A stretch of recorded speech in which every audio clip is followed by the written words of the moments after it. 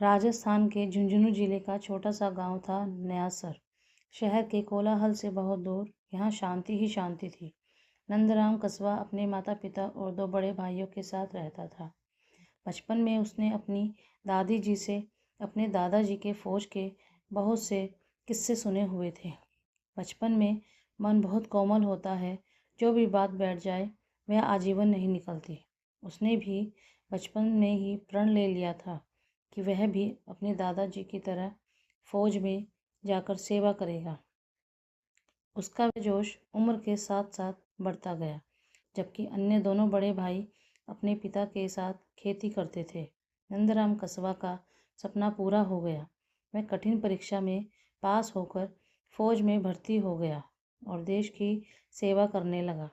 फौज में छुट्टी तो यदाकदा ही मिलती है। बड़े दोनों भाई अपनी घर गृहस्थी में लग गए। दोनों भाइयों के बच्चे भी हो गए। एक बार नंदराम कस्बा मात्र 15 दिन की छुट्टियां लेकर घर आ आया, क्योंकि उसकी माता की तबीयत बहुत खराब थी। उसकी माँ ने पहले से ही उसके लिए एक रिश्ता देख रखा था। उन्हें अपनी परवरिश पर पूरा भरोसा था कि नंदराम कस्बा मना नहीं करेगा।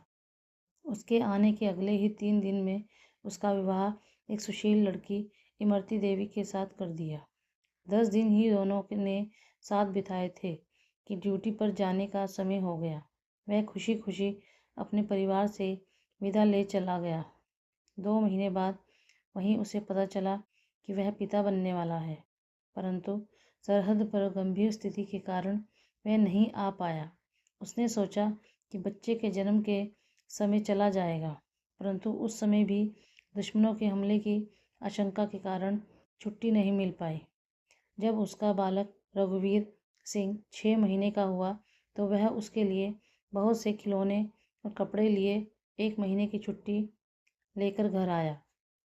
अभी 3 दिन ही हुए थे। वह तो अपने बालक को अच्छे से प्यार करके अपने अरमान भी पूरे नहीं कर पाया था कि इमरजेंसी के कारण नंदराम कस्बा को पुनः जाना पड़ा। इसके बाद वह 2 साल बाद एक हफ्ता की छुट्टी लेकर घर आया। बच्चे बहुत मासूम होते हैं। जब घर में वह अपने दोनों ताऊ जी के बेटों को लाड लड़ाते देखता तो उसका मन भी करता कि उसके पिताजी हर समय उसके साथ रहकर उसे प्यार करें। जब वह अपनी माँ के अलावा अन्य स्त्रियों को सजे सवरे और चहकते हुए मंगल गीत गाते देखता तो उसका मन करता कि काश उसकी माँ भी ऐसे ही चहकती रहे, उसे भी अपनी माँ और पिता का प्यार एक साथ मिले। वह 6 वर्ष का हो चुका था। पिता का स्नेह और गोद उसे ना के बराबर ही मिली थी। एक दिन जब उसने सीमा पर हमले के कारण अपने दादा दादी और माँ के मुख पर चिंता देखी तो वह रात को घबरा कर छत पर चला गया। उसने अपनी दादी से सुन रखा था कि टूटते तारों को देखकर कुछ भी मांगो वह पूरा हो जाता है। वह लगातार आकाश की तरफ देखता रहा, फिर अचानक खुद से ही बोलने लगता है कि काश एक अनोखी दुनिया हो जाए, ना कोई सरहद हो, ना सीमा, सारी दुनिया में प्यार हो जाए। जब ऐसा हो जाएगा तो सब आराम से रहेंगे, ना लड़ाई होगी ना झगड़ा। उसके पिता भी घर पर होंगे। वह भी अपने पिता की उंगली पकड़ खेतों में जाया करेगा। जब भी घर के बाहर से उसके पिता आएंगे, उसे बाहों में भर लेंगे। उसे फिर कंधे पर बैठा पूरा गांव घुमाएंगे। उसकी माँ भी सच सवर हर समय मंगल गीत गाएगी।